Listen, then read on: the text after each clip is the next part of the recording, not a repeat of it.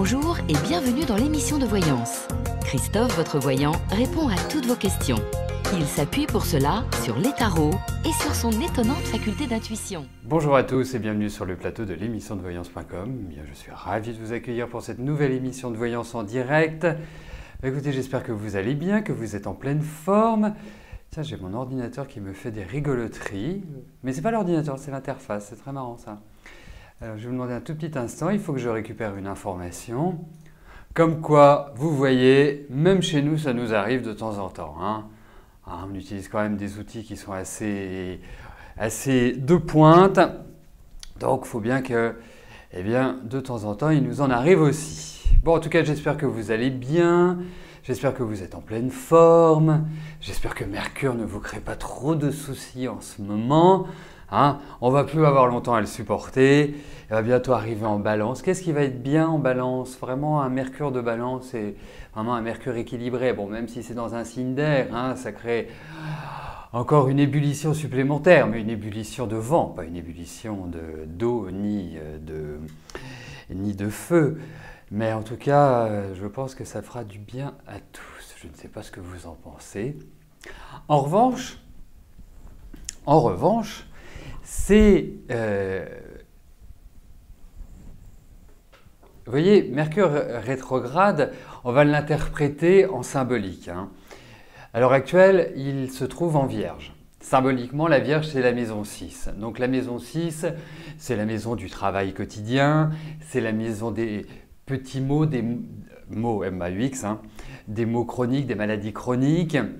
Et il est intéressant sur une période comme Mercure rétrograde d'identifier, on arrive à le faire tous, d'identifier les difficultés que l'on a ou la chronicité de nos problèmes et de pouvoir les régler. Là, je parlais surtout au niveau de la médecine, enfin au niveau des énergies, au niveau du corps, au niveau de notre tonicité. C'est pas mal de faire appel. Alors, moi, je dirais une chose. D'une manière générale, il faut toujours éviter le coup de scalpel avec Mercure rétrograde. Mais quand on n'a pas le choix, on n'a pas le choix.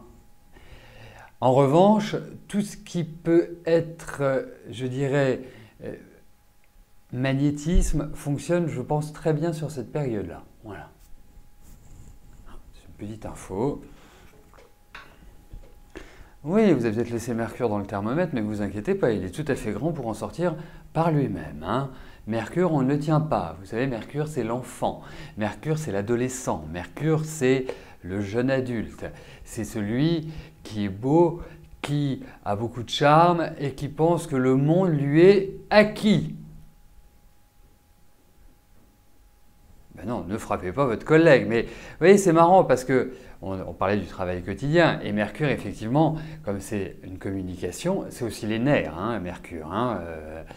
C'est pas étonnant que les Gémeaux, en général, je dis bien en général, je ne veux pas créer un incident diplomatique avec nos amis Gémeaux, mais en général, les Gémeaux sont plutôt d'un tempérament nerveux. C'est plutôt comme ça. Les Vierges sont plutôt... Pourquoi je vous parle de ces deux signes-là? Parce que Mercure est maître de la Vierge et des Gémeaux.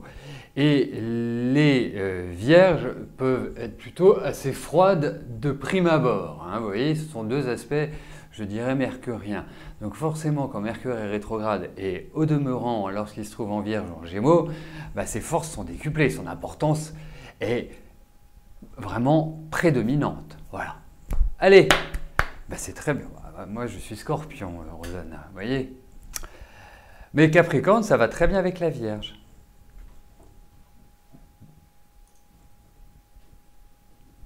Ah oui, là, vous cumulez, Stética. Effectivement, vous êtes Gémeaux ascendant Vierge. Non, Vierge ascendant Gémeaux.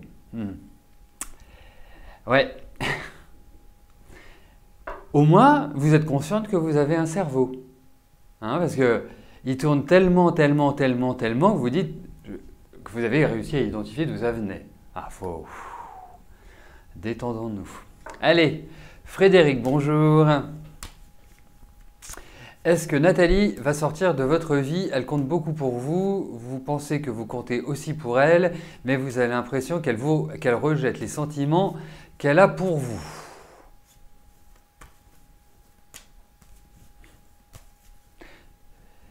Alors, on va regarder par rapport à Nathalie.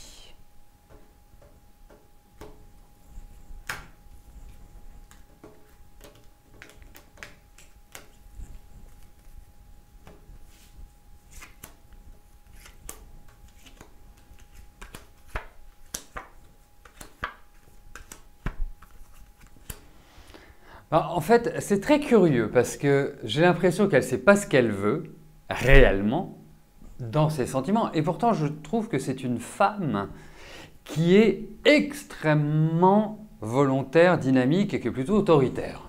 Hein, c'est un peu comme ça que je la ressentirais. Hein, une femme très indépendante, très autonome, enfin voilà, libre. Hein. Fini le temps où les femmes étaient sous le joug des hommes. Hein. Bon, ça a duré très très longtemps, moins une cinquantaine d'années. Hein, on ne va pas se plaindre quand même. Bref, bon, blague mise à part, je pense qu'il est difficile avec Nathalie de construire. Après, on ne peut rien contre l'amour. Hein. Ses sentiments sont très partagés. Ces sentiments, on ne peut pas dire qu'elle soit super amoureuse, on ne peut pas dire qu'elle soit, je dirais, complètement détachée de vous. Non. Le seul point, mais après les conseillers ne sont pas les payeurs dans la vie, hein, c'est indiscutable.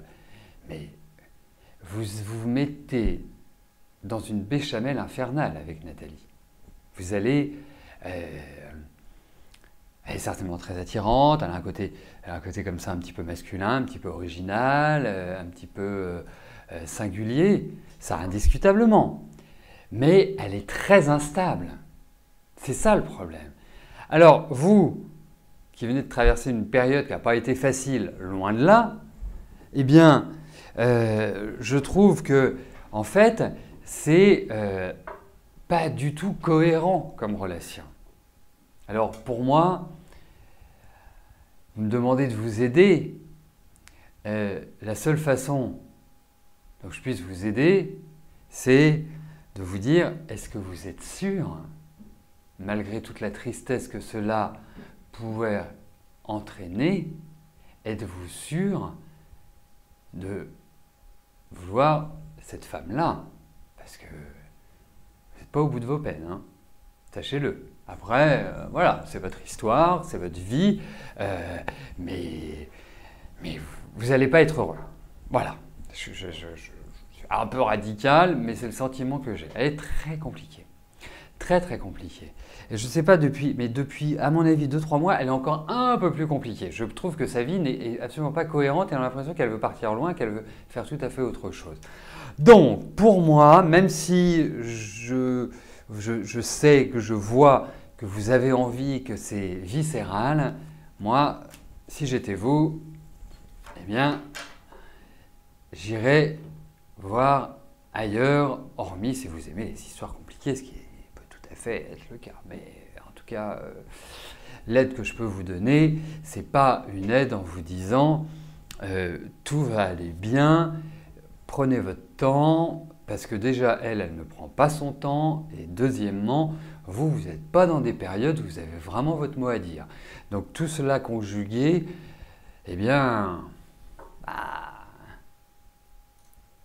c'est pas une question... bon, je passe un petit peu de temps sur la question de Frédéric, parce que la tristesse amoureuse, je trouve, est la plus grande des tristesses, il faut quand même le dire. Hein. Je pense que mesdames, vous m'accorderez cette pensée. Mais je crois que parfois dans la vie, il est préférable de ne pas faire les choses que de les faire. Hein, il y a des moments donnés, et là, je pense qu'il ne faut pas le faire. Donc, ne vous inquiétez pas, Frédéric. Alors, je sais, hein, vous n'avez pas une vie affective très très simple, hein, c'est pas vraiment... Mais avec Nathalie, j'ai énormément de doutes. Mais vraiment énormément de doutes. je dirais bien que j'ai des certitudes, mais je n'aime pas les certitudes. Zora, bonjour. Vous voulez savoir si votre situation financière va s'améliorer avant la fin de l'année? Allez, voyons cela.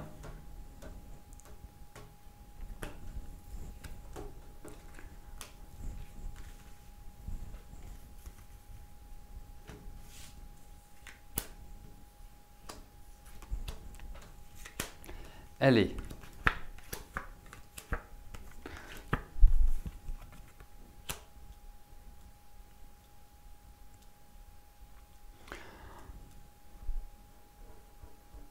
Alors, vous, votre particularité, j'ai l'impression, c'est curieux parce que je vous sens une très grande rigueur et puis à des moments donnés, alors là, vous lâchez le porte-monnaie, hein, il vole en éclats.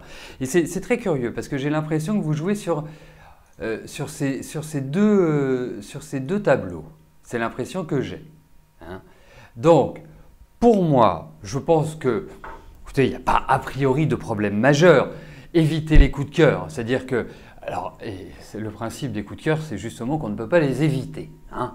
Mais quand vous verrez quelque chose qui vous plaît, mais vous dites, voilà, genre, la merveilleuse pâtisserie qui dégouline de crème fraîche ou qui dégouline de chantilly ou autre, c'est un exemple, hein.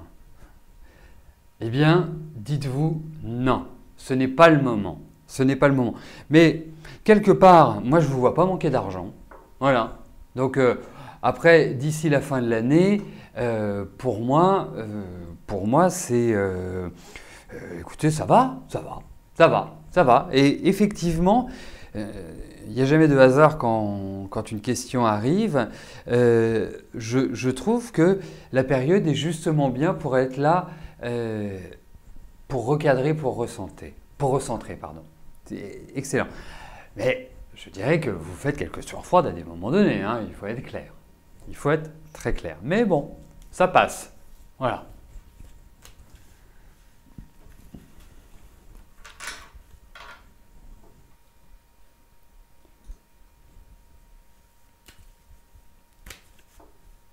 Nathalie, bonjour. Allez-vous trouver un travail? Dans quoi? Parce que vous changez très souvent.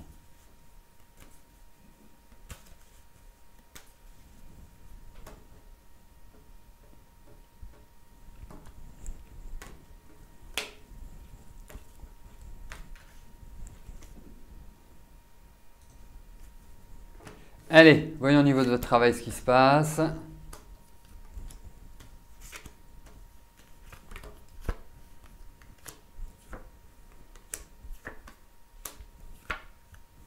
Écoutez, il n'y a pas grand-chose d'épanouissant pour l'instant au niveau de votre travail. Alors, je vous dirais même une chose, c'est que vous êtes plutôt… C'est curieux, ça fait très phase de bilan, très phase d'introspection. Vous savez, comme à la NPE, enfin à Pôle emploi, on fait un bilan de compétences. Pour moi, c'est l'impression que j'ai. Comme si il y avait cette notion de, voilà, qu'est-ce que j'ai fait? Vous dites que vous avez fait plein de choses, quelle direction je veux prendre. Moi, pour moi, jusqu'à la fin de l'année, ça ne va pas être extrêmement topissime. En revanche, j'ai l'impression qu'une fois que vous rentrez dans l'année prochaine, eh bien, les choses vont monter crescendo, vont devenir beaucoup plus stables, beaucoup plus positives, enfin beaucoup plus heureuses tout simplement. Et pour moi, c'est là où vous reprenez appui, hein, pour bien rebondir. Le deuxième point, c'est que j'ai l'impression que vous allez avoir des responsabilités, c'est-à-dire que comme si vous aviez des personnes qui, sous vos ordres, comme si vous managiez. Il y a un rôle où, comme même vous prenez les choses en main, vous êtes une dirigeante en quelque sorte. Hein.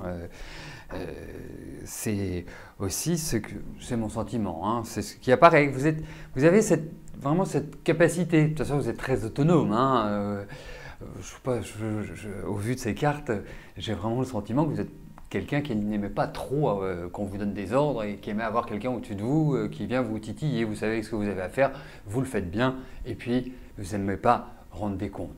Donc pour moi, fin de l'année un peu bizarroïde au niveau du travail, pas exceptionnel, mais à partir de l'année prochaine, boum, c'est un décollage. Voilà, après, le type de job, moi j'ai l'impression que vous allez trouver quelque chose que vous avez déjà fait là. Après, nous verrons. Ah, mais c'est plus facile, enfin, dans ma pratique, hein, bien évidemment. C'est plus facile pour moi de le percevoir avec des outils comme la numérologie ou l'astro. Voilà.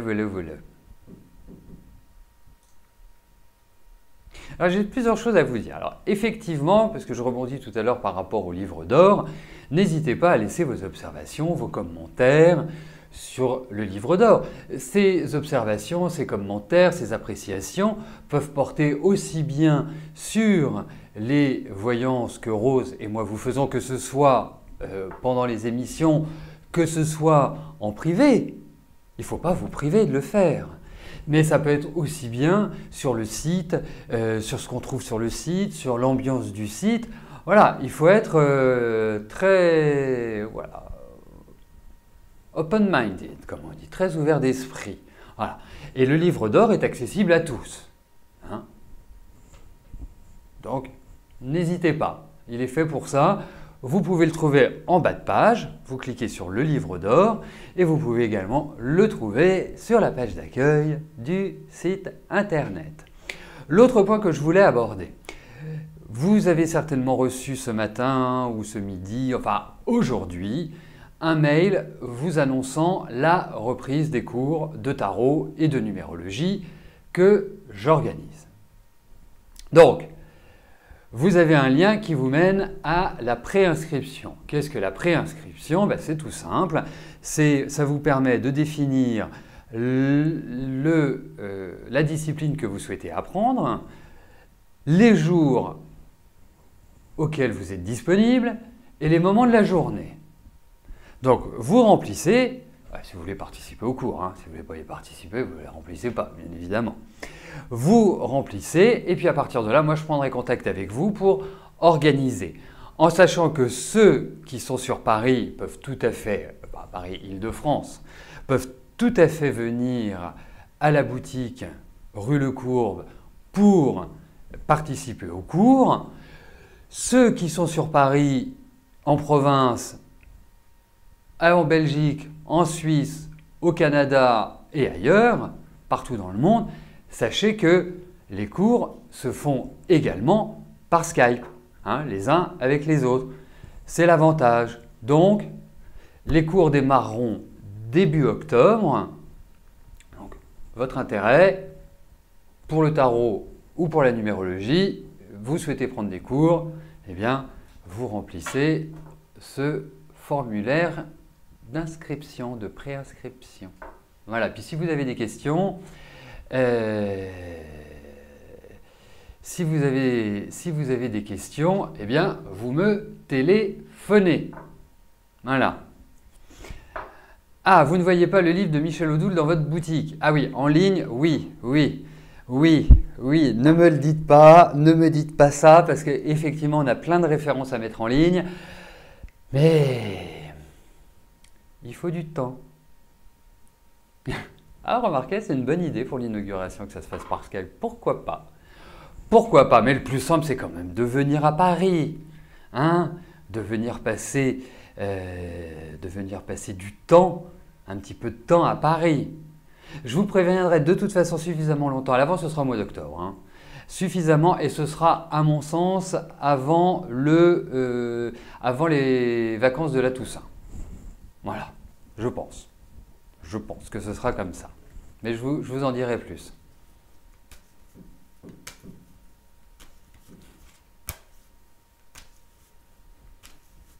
Allez, je poursuis. Nathalie, c'est fait. J'en viens à la question de Christine.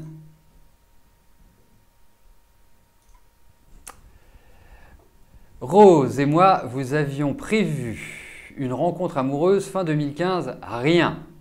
Vous m'avez ensuite, je vous ai ensuite indiqué les périodes des beaux jours. Toujours rien. Mon prince charmant, votre prince charmant va-t-il enfin arriver? Alors, juste une question, Christine. est-ce que entre le moment où on vous a fait des prévisions et aujourd'hui, est-ce que vous avez rencontré des personnes, même si c'était voilà, une aventure d'une semaine, 15 jours, 3 semaines, 1 mois, 3 mois, 2 mois, enfin voilà. Est-ce que c'est le cas ou pas?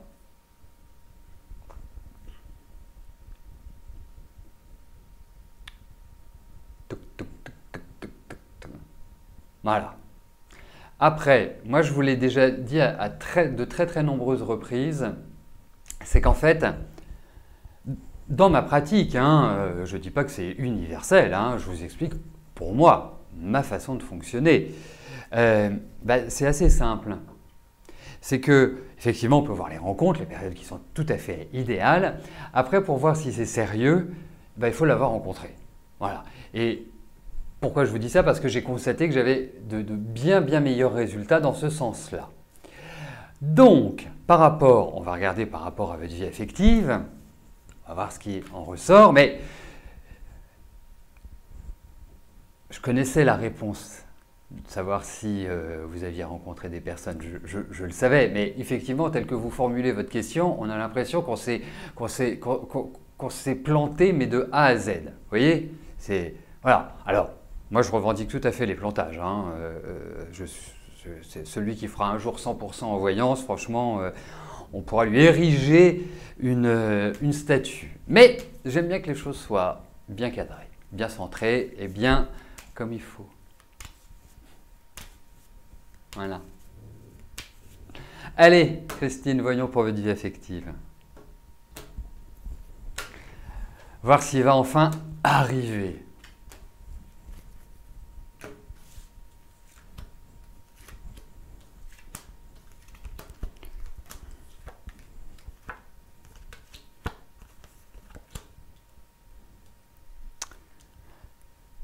Je crois qu'il y a le grand Dalai Lama en ce moment. Je trouve qu'il vous irait parfaitement bien, ce monsieur.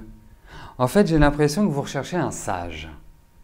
Hein, j'ai cette impression-là. Vous avez envie d'autre chose. C'est-à-dire que, je ne me souviens plus des précédents tirages, hein, donc je ne sais plus exactement quels étaient les teneurs. Mais là, je vous dirais presque... C'est pas tellement la sexualité qui vous intéresse, c'est plus le partage, l'échange intellectuel, psychologique.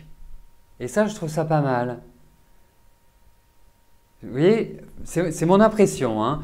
Et je pense que là, oui, ça peut fonctionner. Après, forcément, hein, y aura de la sexualité, mais c'est pas quelque part l'élément dominant qui ressort. Il y a une rencontre, oui, effectivement. Alors, je ne sais pas si c'est un vieux sage, je m'entends, hein, un sage, un religieux ou quelqu'un voilà, quelqu'un qui a vraiment une dimension spirituelle très forte.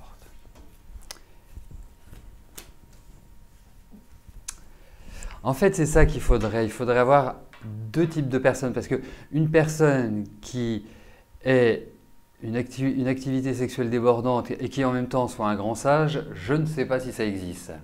Hein. Et donc, il faudrait avoir un sage et justement un performeur, si je puis me permettre l'expression. Excusez-moi, c'est mon côté scorpion qui dérape. Allez, on poursuit.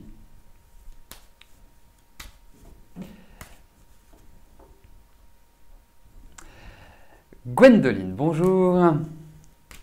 Est-ce que votre beau-père Charles va arriver à son objectif spirituel ?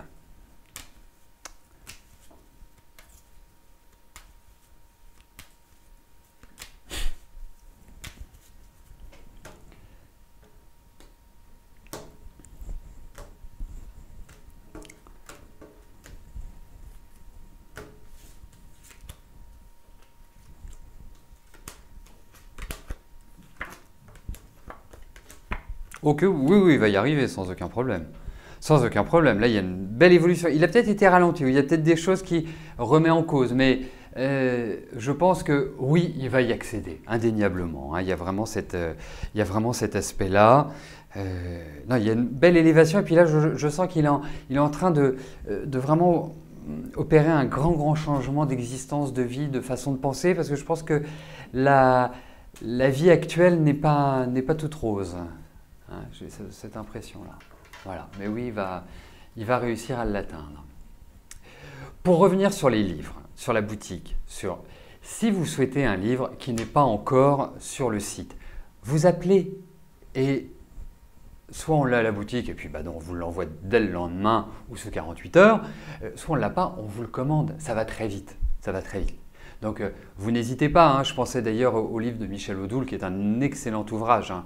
On devrait tous l'avoir, je ne vous dis pas ça parce que c'est un livre que j'ai, mais c'est un livre que j'ai lu, c'est un livre que j'ai dans ma bibliothèque et c'est un livre qui est extrêmement intéressant, qui nous fait réfléchir sur l'aspect de nos problèmes physiques et sur l'aspect psychique, psychologique. C'est juste bluffant. Voilà. Donc, voilà ce que je voulais dire par rapport à ce livre-là et surtout par rapport aux autres ouvrages, hein. Bien évidemment, on ne peut pas avoir tout en boutique, mais on a un accès à une quantité de livres sur l'ésotérisme, sur le bien-être, sur le développement personnel qui est très très très important. Voilà, écoutez, je terminerai quel livre? Mais Drominet, il faut suivre un petit peu, hein. Il faut vraiment suivre, autrement ça ne va pas aller. Je disais que si vous vouliez un livre qui n'est pas encore sur le site, vous téléphonez, on l'a en boutique, on vous l'envoie, on ne l'a pas, on vous le commande et vous l'avez dans la foulée. Voilà, et je parlais notamment d'un livre qui est de Michel Odoul, qui est « Dis-moi où t'as mal ». Voilà, très très bon ouvrage. Bon, et bien sur ce, je vais vous souhaiter à tous une excellente journée et je vous donne rendez-vous demain pour notre dernière émission de la semaine. D'ici là, portez-vous bien et je vous dis à plus tard. Merci, bye bye.